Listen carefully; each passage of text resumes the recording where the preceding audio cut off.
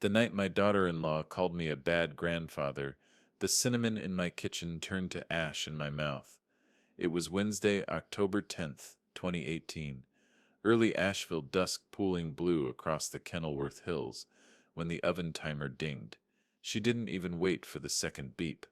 Before we continue, please subscribe to the channel and tell us where you're listening from. I'd set the table the way my late wife Nora loved it. The linen runner we bought at a church fair, the good forks with the tiny nick in the second tine, the heavy plates that made every meal feel like a Sunday dinner. Ethan's laughter had been floating down the hall just moments earlier, 12 years old, still boyish when he forgot to pretend otherwise. Then Emily's voice sliced through it. You start becoming a bad influence, Spencer. A bad grandfather. The second ding came like a punchline nobody wanted. I reached over and shut the timer off, its metal button clicking too loud in the quiet. Chicken's ready, I said, stalling because my mind was scrambling while my body went on autopilot. The kitchen smelled like October, rosemary, garlic, and the cinnamon sugar apples crisping in the oven. The Ingalls receipt still lay curled on the counter, $46.12 total. Timestamp 5:58 p.m. Funny the details you cling to when someone starts chipping away at your life. Mark hovered in the doorway, hands shoved into his pockets. My son, 34, still carried the same stubborn cowlick I used to flatten with my thumb before church. Maybe we can just eat, he muttered, already retreating from the storm. Emily glided to the head of the table like she'd always belonged there. We can talk while we eat, she said. That smile sweet on the surface, steel underneath. Ethan slid into the chair beside me, the same one he'd claimed since he was 4 and barely cleared the table's edge. Outside, the maple tree blazed red against the twilight. In its reflection on the window, I caught my own outline, smaller than I remembered, framed against the house I built nail by nail in 1989. Nora and I argued over cedar beams back then. We splurged. I was 21, broke, and stubborn. By the time we raised the ridge, I'd memorized every plank. I've been thinking, Emily began, spearing a carrot too hard, but what sep's best for Ethan? For all of us, really. Aunt Nora used to say, we think with our mouths closed at dinner, I replied softly. My heart was already pounding. She didn't miss a beat. You such stuck, Spencer, stuck in this old house. Such too big for you. Maintenance will eat you alive, the market such hot. We set be irresponsible not to explore our options. Mark inhaled, looked like he might speak, then didn't. He reached for the salt and set it back down untouched. What options are we talking about? I asked. Emily lowered her fork like a gavel. Selling, obviously. We stiff already spoken with someone at Larkin Realty. There are cash buyers in the mid-sixes. A clean exit would give you a comfortable retirement and put us closer to the academy. Better school district, better image. I glanced at Ethan. He wasn't looking at her, he was looking at me, measuring the clouds. Closer to Renfield, I said. It sips 15 minutes. Traffic's terrible now, she countered, and the academy expects certain commitments. She tucked the word commitments around a blade. Ethan shifted. His knee bumped mine. Grandpa, he whispered. Mom said we might move. Something deep inside me clenched.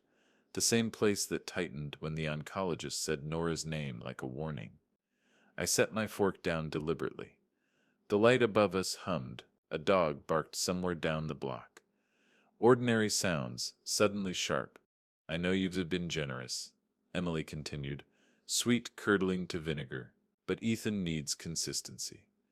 He can keep bouncing between homes like this is some second option. This is his home, I said before I could stop myself. There are growth marks on the pantry door and Lego cities in the attic bigger than Biltmore Village. It sets a hobby house, she snapped, and your habits aren't set helping, camping, fishing, tinkering. He sets falling behind. Behind at what? I asked. Being 12? Mark rubbed his temples. Maybe we can talk after dinner. When? Emily shot back. When the roof leaks? When tuition seps late? We need deed documents, surveys, any liens. The sooner we scepter ahead of this, the better. I stared at her. On the counter, beneath a bowl of Granny Smith's, The corner of a green binder peeked out, estate, June 2018. I'd tucked it away earlier without thinking. Not as a weapon, just habit. What did you tell the realtor? I asked. That we set her exploring, she said, as if she were being generous. You don't set need all this space. We could get a townhome in Biltmore Park. Community pool. Better optics. Optics, I repeated. The word tasted like rust. Mark's phone buzzed. He ignored it. Ethan's hand crept toward mine under the table. A quiet anchor. Look, Emily said, lowering her voice like a confidant. We all know this property SEP's worth more than what you owe, if you owe anything, and frankly your approach to money is outdated. Tuition SEP's coming due, winter term. We can SEP's keep... Emily, Mark interrupted. Then when? She snapped. Look at him, Mark. This isn't sustainable. The timer was silent now, but the ding echoed in my head like an omen. Nora picked that timer at Sears, tapping it in the aisle until it rang like the end of a race, she'd said. What you call outdated, I said quietly. I call careful. This house is my retirement plan. Ethan Nest's inheritance. Wood and brick, Don dot flinch, when trends change. Don set be dramatic, she said. It sets just a transaction. Transactions leave paper, I said. Legacies leave rooms. Ethan's fork scraped his plate. I don't want to move, he muttered. Emily turned on him. We still discuss this at home. Mark laid a hand on Ethan Sip's shoulder. Buddy, we set her just talking. Good, I said. Then we can talk about how the deed SEP's in my name, how this address is on every first day of school photo he SEP's ever taken, and how roots aren't sept the tame, fotame. Her smile cracked. You overestimate what you sifter owed, Spencer. Maybe, I said, but I know what I built. Dinner ended in the clink of plates and quiet resentment. Emily kissed my cheek without touching me. Mark lingered, eyes wet, voice small. We'll talk, he said. When the door closed, the house exhaled. The receipt still hung under the trout magnet. I smoothed it flat and underlined the date. October 18th, 10. I didn't know why. Maybe because when the first thunder rolls, a man counts the seconds to lightning. I washed the plates, wiped the counters, opened the drawer, looked at the green binder, closed it again. The oven timer sat on the counter, mute and ordinary. I tapped it with my knuckle. The hollow sound stayed in my chest long after the house went still. I didn't know it yet, but that was the night everything shifted. The morning after that dinner, the house felt different. Not colder exactly, just hollow, like the walls were waiting for something I couldn't name. Thursday, October 11th, 2018. The leaves outside were wet from overnight rain, and when I opened the kitchen blinds, a streak of light fell across the green binder in the drawer like a spotlight on a secret. I brewed coffee out of habit, but it tasted metallic like the spoon I forgot to remove. My hands weren't shaking, but something inside me was. For years this house had been my refuge. Now every creak felt like a countdown I hadn't started. That was the week I almost gave in. It started with a bill. Friday morning I came back from checking the gutters and found it on the counter, $2,800 due for Ethan's winter term tuition at Renfield Academy. Addressed to me, not Mark, not Emily, me. The envelope's crisp edges looked like they'd been ironed. A small yellow sticky note was attached. Thanks, Spencer. We know you'll handle it. E.N.M. I stared at it for a full minute before setting it down flat, smoothing it like I used to smooth the corners of Nora's hospital forms.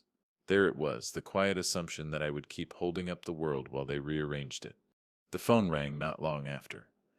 I almost didn't pick up. This is Headmaster Rollins, a bright voice chirped. Just touching base. With guardianship questions, we prefer to clarify early for next term, especially if there are changes to primary residence. Guardianship questions. My thumb pressed into the receiver until it hurt. Nothing SIP's changing, I said. Not yet. Well, he continued, we just like to stay ahead of transitions. Emily mentioned possibly relocating. After we hung up, I stared at the receiver like it might explain how my life had shifted in 24 hours. It didn't. It just sat there, old and beige, like everything else I'd trusted to stay the same. By Saturday, October 13th, the edges of my resolve were fraying. I spent the afternoon wandering the house like a ghost.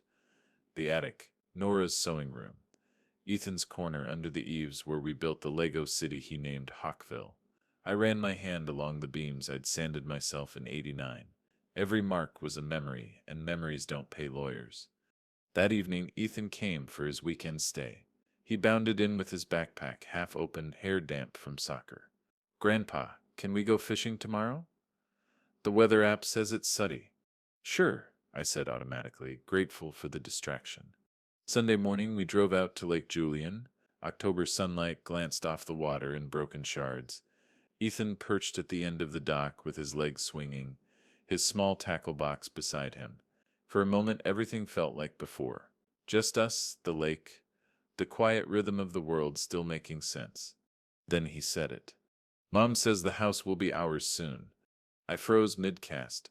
The bobber plopped uselessly a few feet out. "She said that?" I asked. Careful, quiet. Ethan nodded, not looking at me. "She said we still move before Christmas. She showed me pictures of a new place. It has a pool." He frowned, "but it sips not here." A breeze moved across the lake, cold enough to sting. I reeled the line back in slowly. "What do you think about that?" He shrugged. "The way kids do when they don't want to admit they are scared. I like this house. It smells like cookies and wood, and you are here." I swallowed hard. The sun caught the edges of his hair, turning it gold like Nora's when she laughed on the porch. "You can tell me anything, you know," I said. He nodded, but his eyes stayed on the water. That was the moment the fear really set in. Not fear of losing the house, but of losing him. Not to distance, to strategy, to someone else's plan. That night, after I dropped Ethan back at Mark and Emily's townhouse, I sat in my truck in their cul-de-sac for nearly an hour. The dashboard light cast everything in a dull orange glow. My hands gripped the steering wheel like it might anchor me. It hit me then. I was grieving all over again. First Nora. And now, maybe, Ethan. And grief has a way of cornering you between collapse and resolve. For a moment I almost folded. I thought about calling Emily, saying, "Fine, sell the house. Take the money. Build your new life." I was tired, tired of paperwork, tired of pretending Mark would suddenly grow a spine, tired of being the only adult who remembered promises. But then I remembered Ethan Sepp's voice at the lake. "It smells like cookies and wood, and you Sepps are here." That snapped something back into place. Tuesday, October 16th. I drove to the bank after lunch. Sat in the parking lot staring at the brick facade.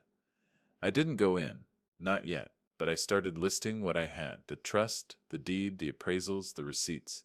The evidence of a life built carefully, brick by brick.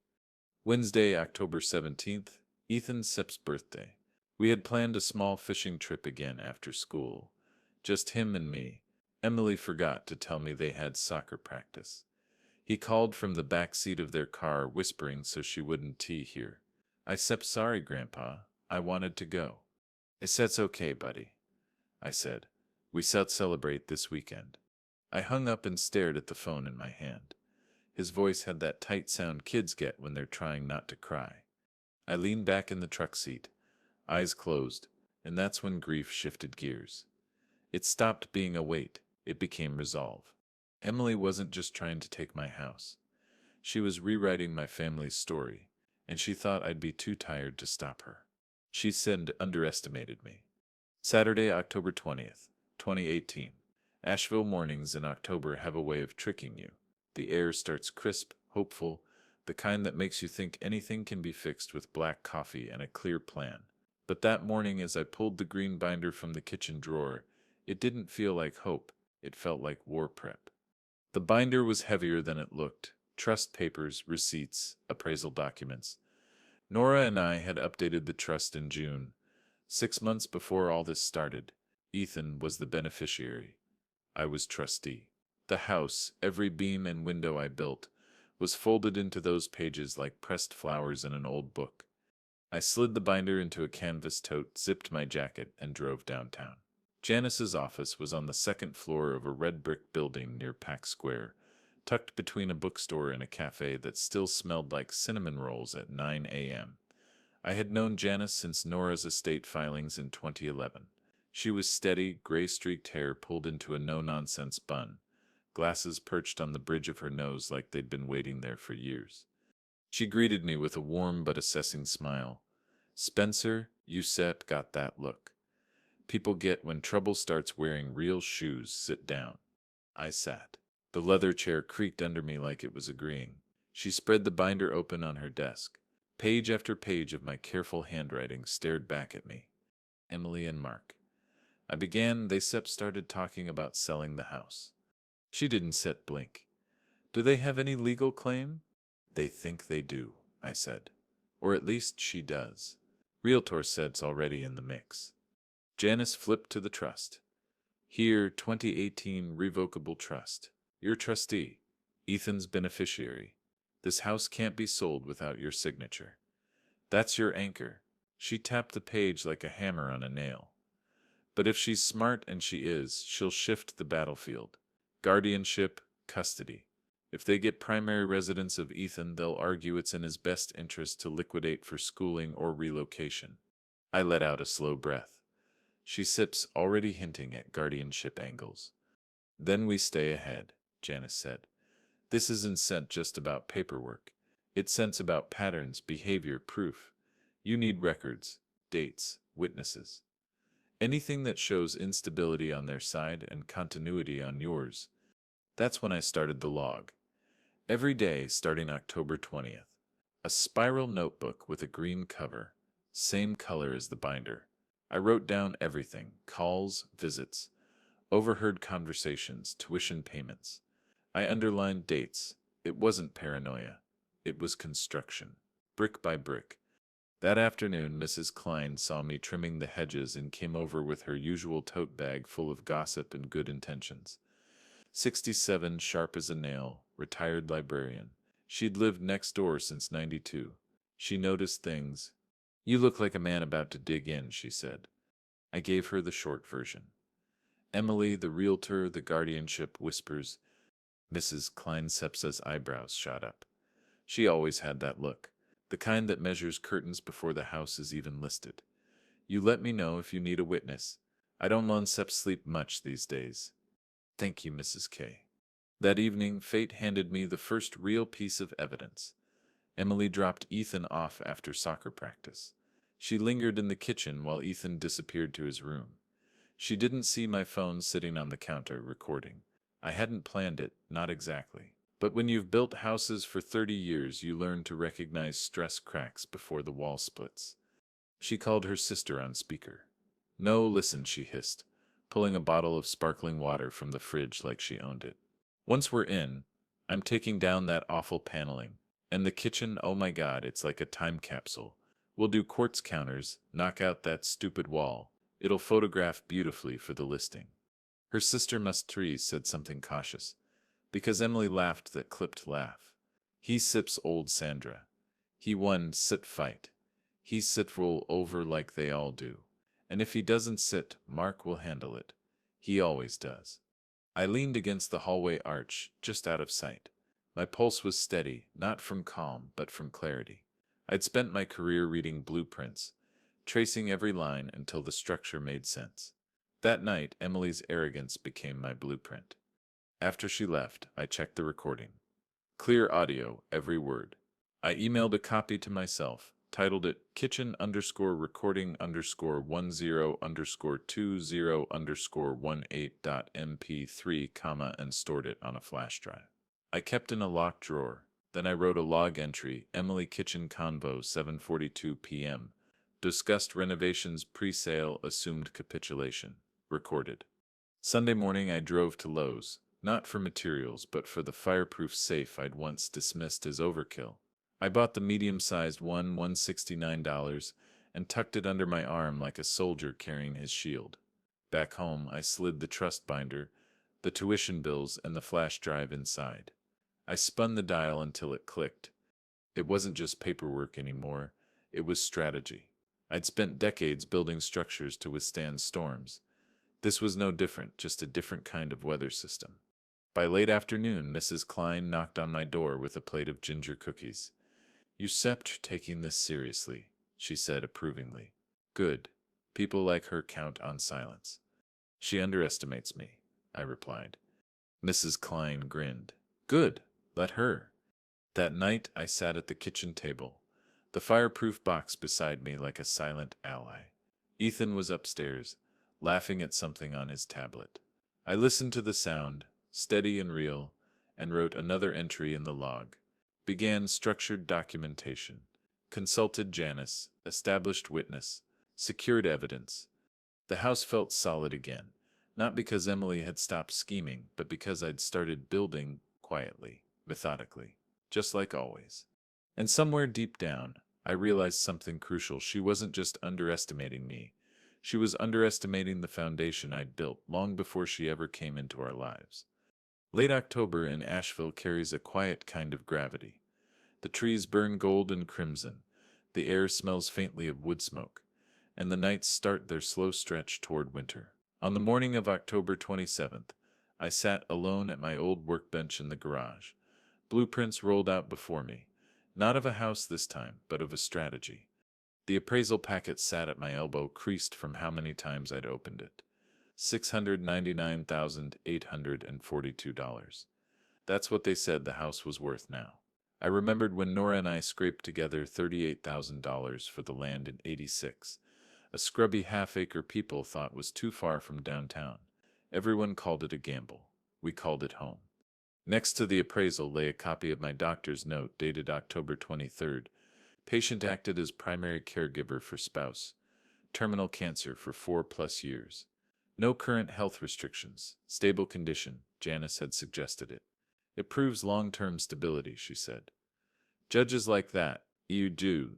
I ran my fingers along the edges of those documents, the same way I used to trace beams before I cut them, measured twice, cut once. I'd lived my life by that rule. It was time to apply it to something less tangible. That afternoon, Janice and I met again. She spread papers across her office table, like a general laying out a battle map. "You've got solid footing, Spencer," she said. "But footing is the same as fortification. We are not just defending, we are building a case, quietly, brick by brick." She pointed to each document. Trust, appraisal, caregiver note. This isn't just paper. It's SEFTA's narrative. It tells the court. This man built something and kept it standing. He's SEFTA's stable. He's SEFTA's deliberate, and he doesn't SEFTA's back down. I nodded slowly. For the first time, I wasn't reacting to Emily. I was preparing deliberately. That evening, after dinner, Mark came by unannounced. He stood awkwardly in the doorway, hands shoved in his jacket pockets. "Can we talk?" We sat in the living room. The lamp cast a warm halo, the kind that always made Nora look like she belonged in old photographs. Ethan was upstairs reading. It felt almost like before until Mark started speaking. "Emily Seps says. Pushing hard," he said. "She Seps already met with the realtor twice. She says the buyers are interested. She thinks this will happen fast." "And you?" I asked. Mark stared at the floor. "I don't set no. She sets strong. She plans things. I just—" He trailed off, rubbed his forehead. "I don't set want Ethan caught in the middle. He seps already there," I said gently. "And if you don't set pick a side, the middle is where he seps'll get crushed." Mark flinched. For a second I saw the boy he'd been, sensitive, unsure, always looking for someone to tell him what was right. Nora used to say he had my hands in her heart, but sometimes neither was enough. "She thinks you sell cave," Mark admitted. "She says you seps sentimental, that you seps tired." I almost laughed. She seps half right, but tired doesn't sep mean weak. He looked up then, really looked. "Are you going to fight her?" "I sept not fighting," I said slowly. "I sept building, like I always have." Mark Sip's eyes softened, but then he exhaled the way people do when they sep already surrendered. I don't want a war." "There already is one," I said quietly. "You just haven't chosen your place in it yet." He left not long after. I watched his taillights disappear down the road, a small ache settling in my chest. A father wants to believe his child will stand beside him when legacy's on the line. But Mark had built his life avoiding edges, and Emily lived on them. 2 nights later, I found myself in the garage again. The house was silent, except for the tick of the clock and the occasional pop of the cooling water heater. I unrolled the original house blueprints across the workbench, yellowed at the edges, pencil lines still clear. My handwriting was younger then, bolder. I traced the outline of the kitchen wall with my fingertip, the wall Emily planned to knock down. They think I slept cornered, I murmured to the empty garage. But I built these walls. I started a new set of papers beside the blueprints. My own kind of schematic, trust timeline, financial records, witness list, custody stability arguments, guardianship law printouts Janice had given me. I arranged them like framing studs, connecting each with notes and arrows. Where she saw a vulnerable old man, I saw load-bearing beams. For 30 years, I'd built structures to endure storms. Emily was just another weather front. Late that night, as I filed everything into the fireproof box, the phone buzzed. A text from Janice. Filing deadlines confirmed. We set be ready when she moves. Keep documenting. I replied simply, always. On October 30th, Emily and Mark invited me over for dinner. Just to talk, Mark said, his voice tight. I went, not because I trusted her, but because reconnaissance matters. Their townhouse smelled like store-bought lasagna and new paint. Emily wore that polished smile she saved for PTA meetings. Halfway through dinner, she leaned forward, her tone syrupy sweet. Spencer, we know change is hard for you, but this is really happening. The house is too much for one man. You'll be happier when you let go. I met her gaze evenly. Funny thing about old houses, I said. They sep harder to tear down than you think. The silence that followed stretched long enough for the oven timer to ding in my memory. Emily's smile faltered. Just for a heartbeat. Ethan, sitting across from me, caught my eye. His hand found mine under the table again. Small, warm, steady. That silent gesture said everything. He saw more than they realized. When I drove home that night, the leaves swirled in my headlights like sparks. In the garage, I locked the fireproof box, set the blueprints back in their place, and exhaled slowly. This wasn't reaction anymore. It was transformation. The quiet man they underestimated was gone. In his place stood the builder, methodical, patient, and ready. November crept in like a slow burn storm.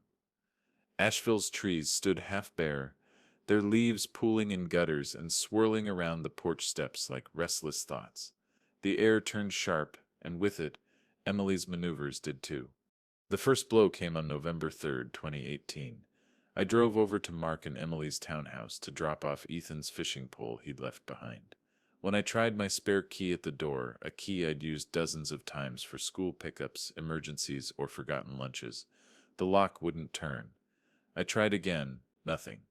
I knocked, more confused than angry. Mark opened the door a few seconds later, eyes darting nervously. Hey, Dad, we changed the locks. Emily thought it was safer. Safer from what? I asked. He swallowed. You know, just standard stuff. New locks, new season. I stared at him. We both knew that was a lie.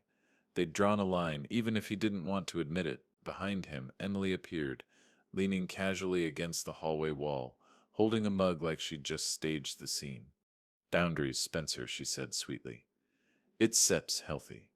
I walked away without a word, but inside a quiet gear clicked into place.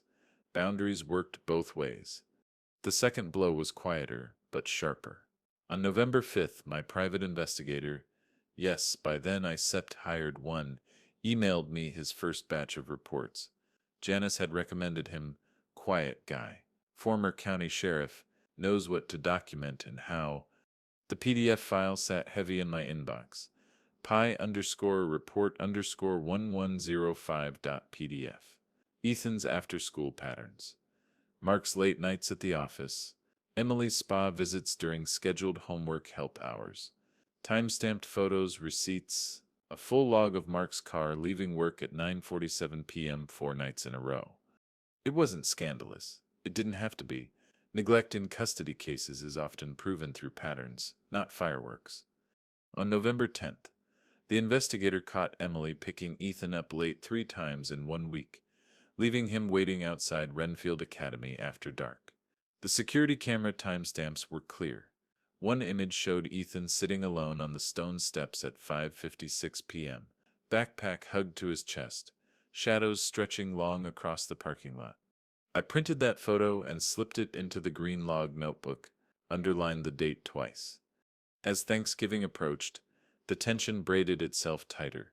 The house smelled like pine cleaner and cinnamon again, my yearly ritual of scrubbing the place top to bottom before the holiday.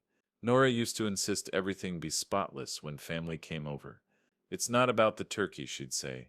It's about respect. This year, respect felt like a currency we were all short on.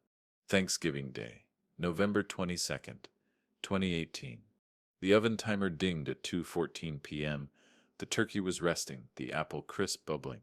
Ethan was upstairs setting the table the way his grandmother taught him, carefully unfolding linen napkins with both hands. Emily arrived late, wearing an ivory sweater and that smile she saved for social occasions. Smooth as porcelain, cold as the November wind. Mark trailed behind her like a man who'd rehearsed apologies but forgot his lines. The dining room looked exactly the way Nora used to make it, polished silver, candles flickering, autumn leaves tucked between plates. But underneath it all, something sharp waited. During dinner, Emily sipped wine slowly, watching me like she was waiting for a crack. Finally, she set her glass down and gave a theatrical sigh. Old houses, she said lightly, twirling her fork. They hold so many memories and old ideas. I looked up slowly. Funny thing about old houses, I replied evenly. They sipped her harder to tear down than you think. The room went silent, except for the faint hiss of the radiator. Emily's smile froze just for a heartbeat. Mark stared at his plate. Ethan's hand slid into mine under the table, small and steady. Mrs. Klein was there too. I'd invited her weeks ago, partly because she was family to us in every way that mattered, and partly because witnesses matter. She watched the exchange with hawk-sharp eyes, filing it away like a librarian shelving evidence. Emily recovered quickly, laughing a little too loudly. Of course, but times change, Spencer. We all have to adapt. I held her gaze. Adaptation doesn't mean surrender. Ethan squeezed my hand under the table. That single silent act meant more than any legal document I had. It was loyalty in miniature. Dessert came and went, but the air stayed thick. Emily made pointed comments about upcoming transitions. Mark avoided eye contact. Mrs. Klein asked polite, sharp questions that Emily deflected with brittle charm. By the end of the evening, when the dishes were done and the candles burned low, Emily lingered by the door. She gave me that same porcelain smile. Enjoy the holidays, Spencer. Change is coming, whether you are ready or not. I smiled back, tired but steady. You stir right, I said softly. Change is coming. She didn't just hear what I meant. After they left, I walked back into the dining room. The linen runner was slightly crooked. Ethan's glass still had a faint fingerprint smudge near the rim. I straightened the runner, wiped the glass, and stood there a long moment, listening to the house settle around me. The PI report lay upstairs in the fireproof box, along with a photo of Ethan on the school steps, the tuition bills, the trust papers, and the kitchen recording. Piece by piece, the foundation of my case was growing stronger. That Thanksgiving dinner wasn't just a family gathering. It was the first crack in Emily's performance. She didn't know it yet, but her confidence had a deadline, and I was counting down. Late November settled over Asheville like a gray wool blanket. The bright leaves were gone, stripped bare by the wind, leaving only the skeletal outlines of trees against pewter skies. Inside my house, though, the lights were warm, the air smelled faintly of wood polish, and my resolve was hardening by the day. This was the act of the story where watching became building quietly, methodically. The Sunday after Thanksgiving, November 25th, 2018, I sat at the kitchen table with Janice, the fireproof box open between us. Its contents had grown heavier since October. Trust documents, tuition bills, PI reports, recordings, photographs. She leaned over the table, glasses perched low, scanning everything like a general reviewing troop positions. "You star in good shape," she said, finally, tapping the PI report with a neat red fingernail. "But now we tighten. We make sure the court can ignore this."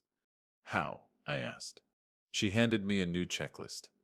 Emergency custody filings, guardianship affidavit, GAL petition. Each line carried the weight of legal precision. "We file for temporary guardianship to stabilize Ethan Sepp's school situation," she explained. "Judges care about continuity. Stability. If Emily moves fast, we need to move faster." I nodded slowly. The thought of court still knotted my stomach, but something about seeing it written down, filed, dated, structured, gave me focus. I'd spent decades working from blueprints. This was just another set of plans. That afternoon, Ethan came over with his backpack slung low. He looked tired, too tired for a 12-year-old. "Rough week?" I asked. He shrugged. "Mom was late again, 3 times. Coach got mad I missed practice." I didn't need to ask more. I already had the timestamps, the photos, the logs, but hearing it in his small, tired voice added a different kind of evidence, the human kind. Later, while Ethan did homework at the kitchen counter, I set up a simple system, a calendar pinned to the pantry door. Every late pickup, every missed event, every overnight here, every conversation with teachers, it all went on that calendar. In construction, we call it as-built documentation, what actually happened, not what was planned. 2 days later, November 27, Janice filed the emergency guardianship petition. She faxed copies to Buncombe County Court and emailed me a scanned version. I printed it, signed the bottom, and slid it into the fireproof box. Filing date underlined twice in my log, November 27th, 18. Emergency guardianship filed. The wheels of the legal system don't move fast, but they move predictably if you understand their rhythm. On November 29th, Ethan brought me something unexpected.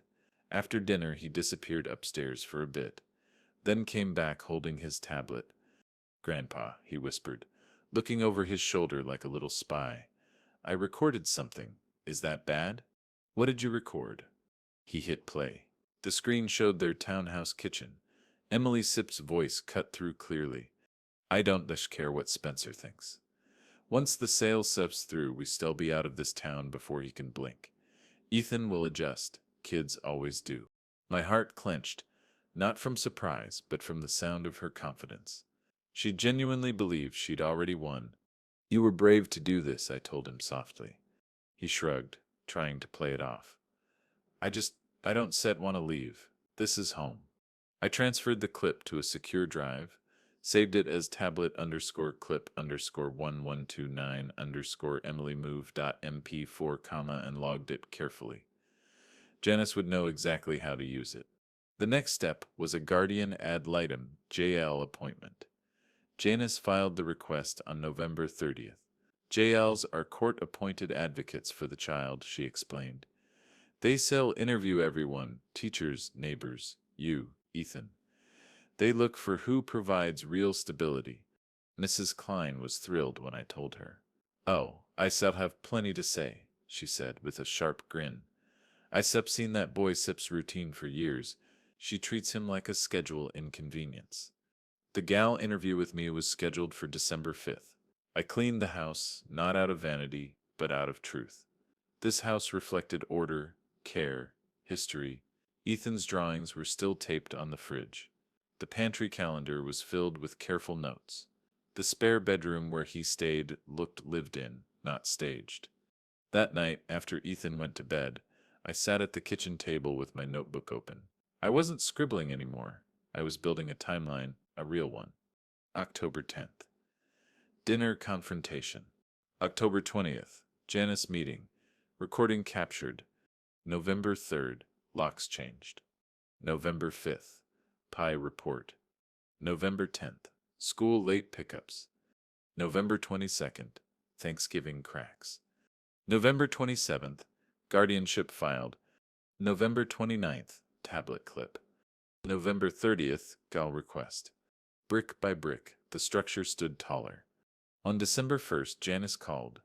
Court accepted the emergency filing. They set a preliminary hearing for December 14th. That sep's fast. Good sign. I looked out the window as she spoke.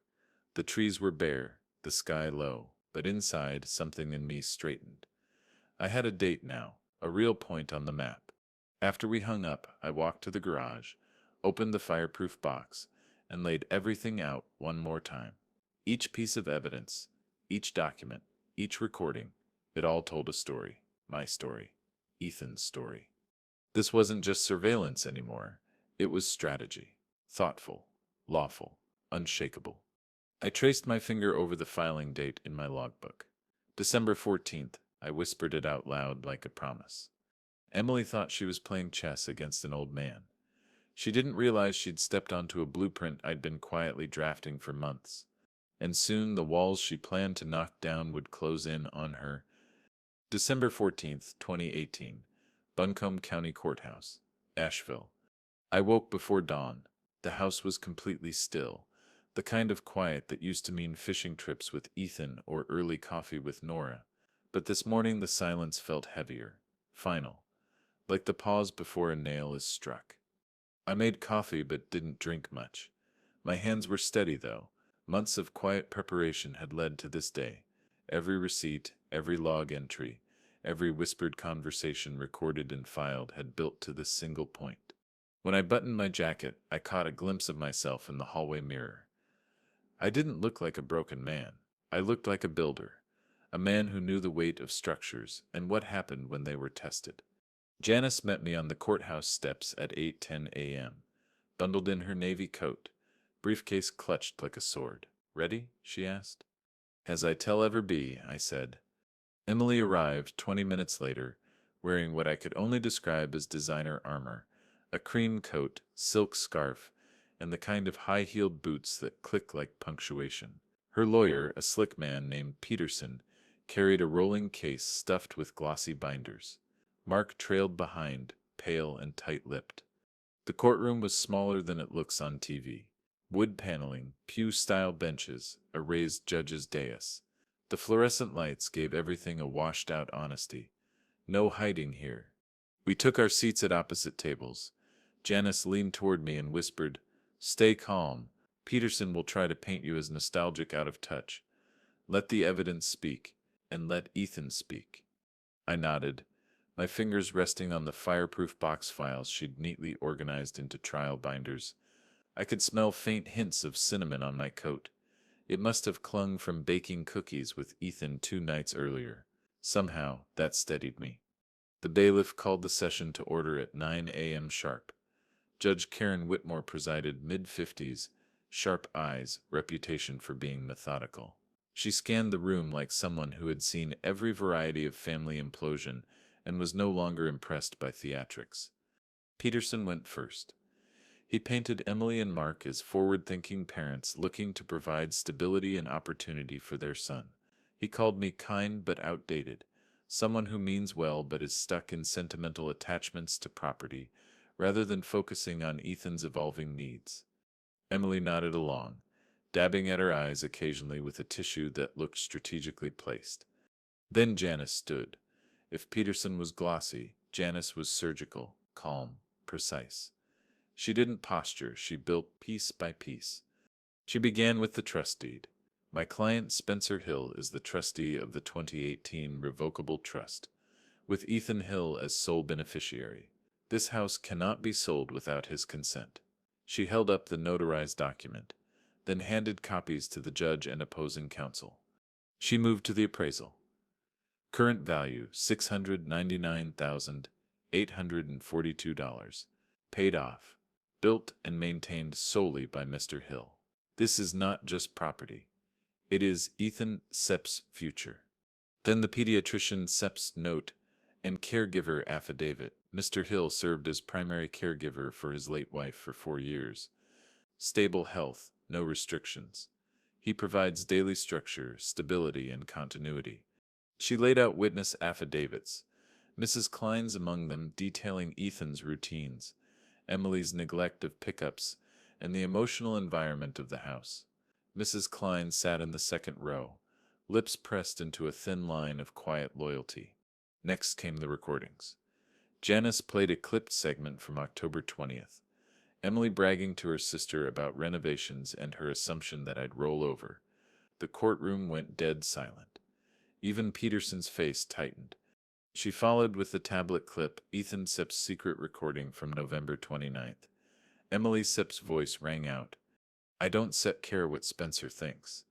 Once the sale steps through, we set D out of this town before he can blink.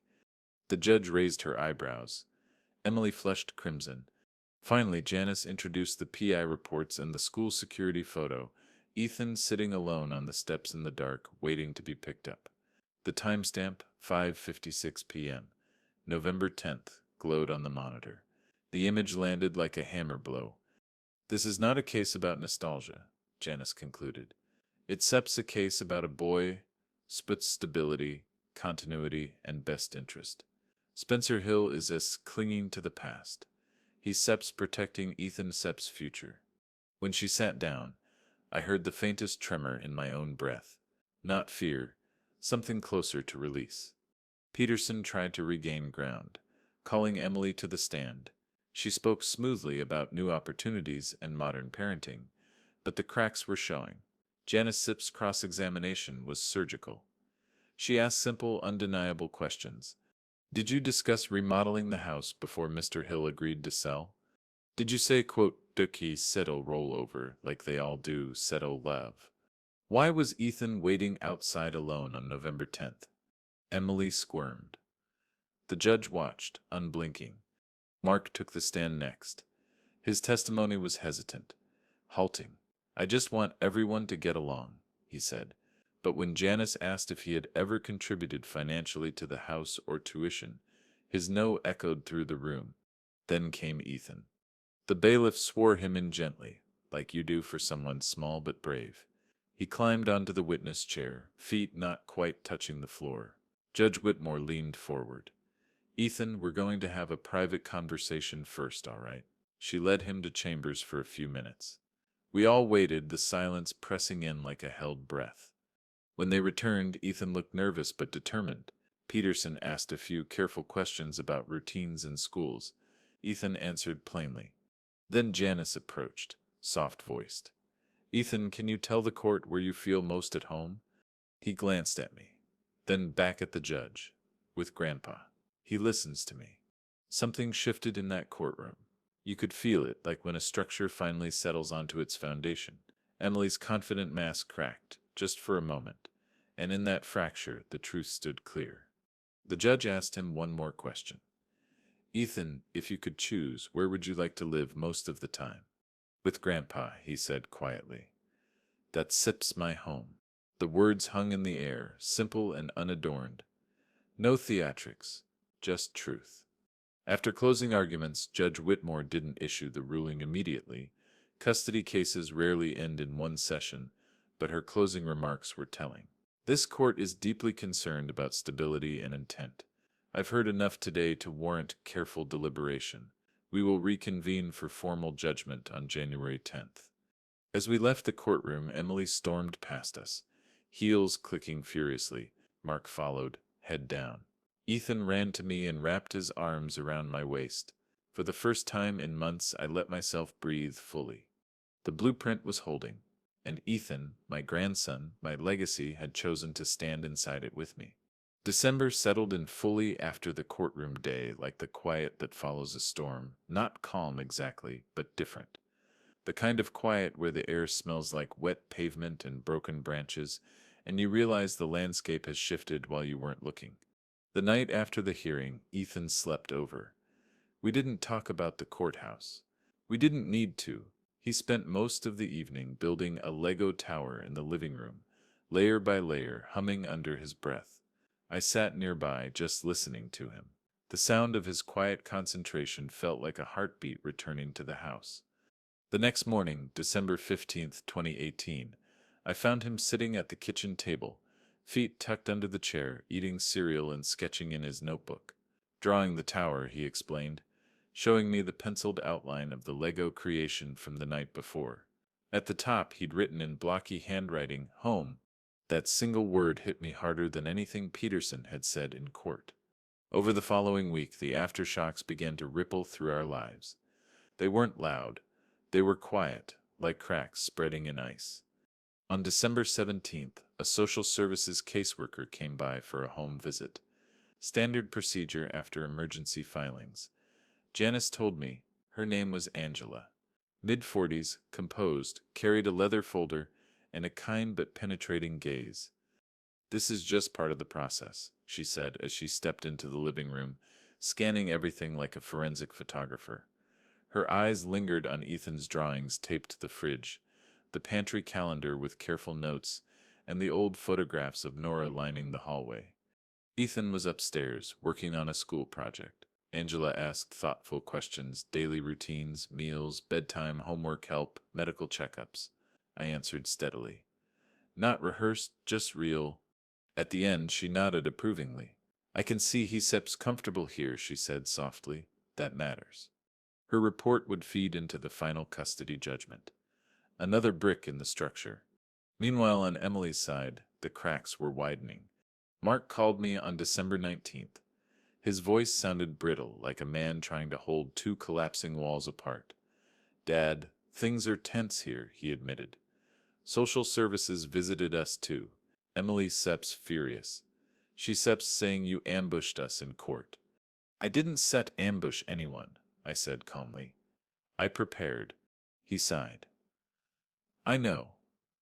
She Sepp's different lately. Angrier. She blames me for not backing her harder." I moved into the guest room. For a brief second, I almost felt sorry for him. Almost, but sympathy doesn't rebuild trust. On December 21st, word spread quietly through the neighborhood. Asheville isn't big, people talk. Mrs. Klein told me over tea that some of Emily's PTA friends had started whispering about the courtroom bombshells, the recordings, the photo, Ethan's testimony. "She's not used to being the one on the defensive," Mrs. Klein said with a hint of satisfaction. Emily didn't reach out. She didn't have to. Her silence was louder than any message she could have sent. Ethan spent most of his winter break with me under the temporary guardianship order. It wasn't full custody, not yet, but it meant he stayed here for stability while the court finalized everything. We built puzzles, baked cookies, and fixed the loose hinge on the attic ladder. Ordinary things. But each ordinary moment felt sharper, like I was cataloging proof of life. One evening, a few days before Christmas, I walked past his room and saw him asleep with the lamp still on. His sketchbook lay open on the floor. I picked it up gently. He'd drawn the house again, more detailed this time. Windows glowing, snow on the roof, and in the corner 2 stick figures, one tall, one smaller, standing side by side under the maple tree. It wasn't set art. It was truth. Meanwhile, Janice kept things moving quietly behind the scenes. She checked in regularly. Peterson has filed any surprise motions. She reported on December 23rd. "They sit regrouping. That sip's good. It means they sitra rattled." On Christmas Eve, Mark stopped by alone. He looked tired, his jacket wrinkled, hair slightly unkempt, unusual for him. We sat on the porch steps with mugs of cocoa, the cold night wrapping around us. "I moved out," he said suddenly. I turned to him. "Where?" "A friend Sepp's place downtown. Emily and we need space. Or maybe I do." He let out a shaky breath. "You were right about the middle. Ethan deserves better than indecision." I didn't gloat. There was no satisfaction in watching your child realize his life is built on sand. But there was relief in hearing him finally speak truth. Before he left, he said something that stuck with me. "Dad, I should have been stronger sooner." I watched him walk down the driveway, his breath turning white in the cold. It wasn't reconciliation. Not yet, but it was a beginning. The house that night was quiet but alive. Ethan's laughter had started to return, echoing down the halls like it used to when Nora was alive. The walls didn't feel heavy anymore. They felt like they were breathing again. And for the first time in months, I let myself believe we might actually win. January 10th, 2019, Buncombe County Courthouse. Judgment Day. The morning air was biting cold, the kind that sharpens everything it touches. Frost clung to the mailbox and glittered faintly on the lawn like scattered glass. I stood by the kitchen window with my coffee, watching the sky shift from navy to bruised gray. This was it. 3 months of quiet planning, whispered conversations, late-night documentation, and courtroom precision had led to this day. No theatrics, just truth waiting to be recognized. Ethan came downstairs still in his pajamas, rubbing his eyes. "Today's the day?" he asked. "Yeah, buddy," I said softly. "Today said's the day." He nodded, serious in a way 12-year-olds shouldn't have to be. I packed his backpack like any other school morning sandwich, apple, math homework, because no matter what happened in court, his routine mattered. Janice met me at the courthouse at 8:45 a.m., wrapped in her navy coat again, hair pulled back tight. She carried her briefcase like always, firm, precise, unshakable. "The judge has had 3 weeks to deliberate," she reminded me as we walked up the stone steps. "We've built something solid. Trust it." The courtroom felt smaller this time, or maybe I just felt bigger, stronger. I took my seat at the same table where weeks earlier I'd clenched my hands to keep from shaking. This time they rested calmly on the polished wood. Emily arrived a few minutes later, her usual designer armor dulled slightly. There was something brittle in her expression, like a hairline crack beneath a glossy surface. Peterson was with her, flipping through notes with forced nonchalance. Mark came separately, slipping into a seat at the back of the room. His presence wasn't loud, but it mattered. At 9 a.m., Judge Whitmore entered.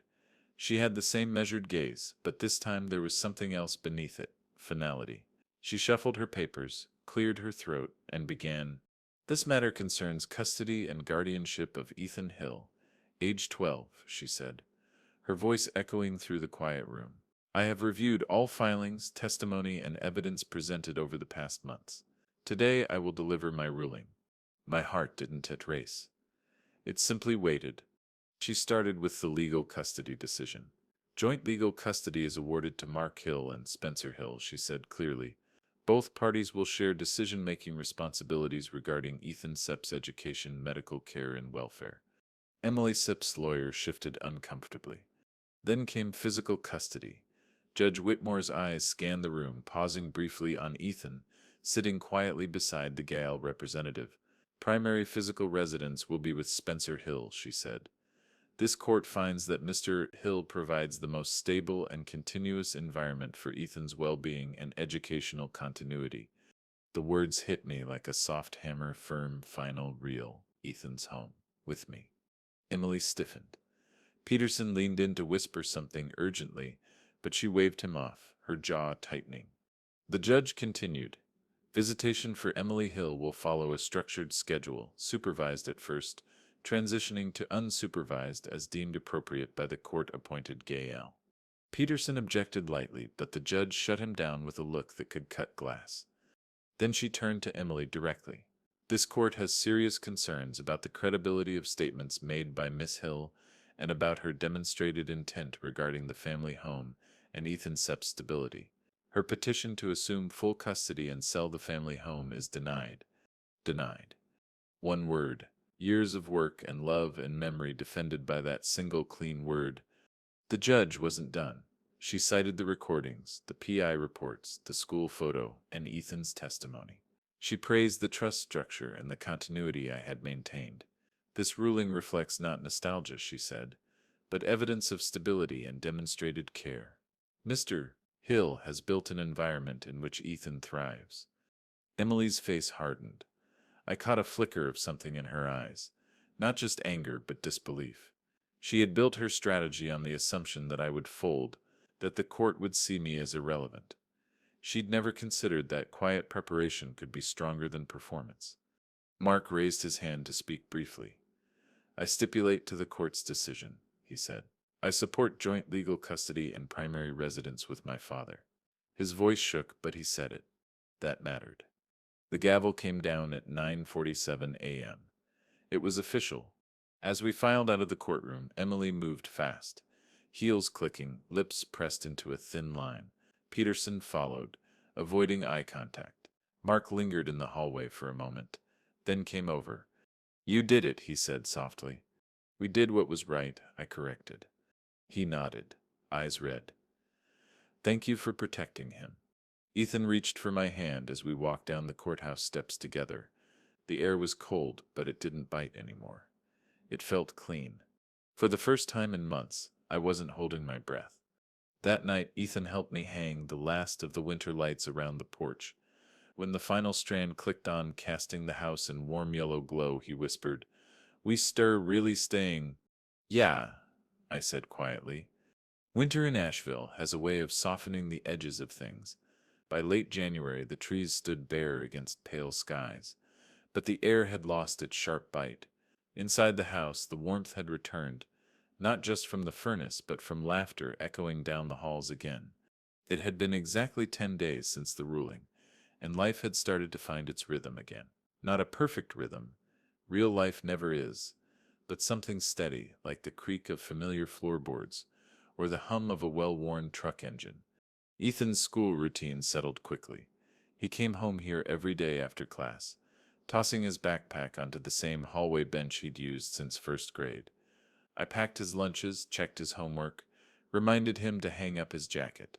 The ordinary became extraordinary again simply because it was ours. On January 20th, 2019, a light snow fell, just a dusting, enough to paint the rooftops white and quiet the world. We decided to hang the last of the Christmas lights together, even though the holiday was long over. Ethan insisted. "They make the house look happy," he said. We spent the afternoon untangling cords, climbing ladders, and laughing at each other's bad balance. At one point, he slipped a little on the icy porch rail and caught himself, grinning. "I'm fine," he shouted, cheeks red from the cold. I looked at him then, really looked. He wasn't the scared, uncertain boy sitting on school steps in the dark anymore. He was home. As dusk fell, we came inside to warm up. I set a tray of cookies in the oven, and Ethan flopped onto the living room rug with his sketchbook. I could hear the scratch of his pencil as he drew. The oven timer dinged softly, the same sound that had echoed through this house on the night everything began. But this time it didn't cut through laughter, it joined it. I pulled the cookies out and set them on the counter, letting the warmth fill the kitchen. Ethan ran in, waving his sketchbook. "Look!" He'd drawn the house again, this time with string lights twinkling, smoke curling from the chimney, and two figures in the doorway. Above it, in block letters, he'd written, "We stayed." That simple drawing hit me like a quiet hammer. The motif of everything we'd fought for lived inside that one phrase. After dinner, we curled up on the couch with hot chocolate. The snow outside reflected the warm yellow glow from the windows, making the whole house look like a lantern. Ethan leaned his head on my shoulder, the way he used to when he was small. "Grandpa?" he asked. "Yeah, buddy?" "Good, glad the judge listened." I swallowed the lump in my throat. "Me too." He hesitated. "Do you think Mom Sip's mad at me?" The question hung between us, delicate and real. "She sits upset," I said carefully. "But not at you. Sometimes grown-ups get lost in their own plans and forget to listen. But you were brave. You told the truth. And that matters." He nodded slowly, his hair brushing my arm. "I didn't want to leave here." "I know," I said softly. "This is home for both of us." Later that night, after he'd gone to bed, I walked through the quiet house. The winter lights we'd hung glowed outside the windows, casting faint patterns across the walls. I paused in the kitchen, staring at the oven timer. The last time that sound had marked a turning point, Emily's words, "You're becoming a bad grandfather," had struck like a knife. That ding had carried betrayal, disbelief, and the first crack in what I thought was stable ground. Now, the same sound carried cookies, laughter, and the steady heartbeat of a home reclaimed. I opened the fireproof box one final time, not to add anything but to look, trust papers. Receipts, recordings, photos, Ethan's drawings, every piece of evidence that had built this victory. I ran my hand over them like a craftsman inspecting the beams of a finished house. Then, for the first time since October, I locked it and slid it back under the shelf without a second thought. You didn't lose me, I whispered to the empty kitchen. You gave me away. It wasn't scent anger anymore, it was clarity. Ethan had school the next morning, and life would keep moving. Soccer games, homework, grocery runs, late night laughter, and oven timers. But now it would move on our terms. Before heading to bed, I stood by the window for a while, watching the lights blink softly against the snow. The house stood there solid and still, exactly the way I'd built it decades ago, beam by beam, brick by brick. Only now it wasn't just my craftsmanship holding it together. It was Ethan's choice, my resolve, and a justice system that for once had listened. The oven timer dinged one last time from the kitchen, signaling the second batch of cookies was ready. I smiled. This time it didn't sound like a warning. It sounded like home.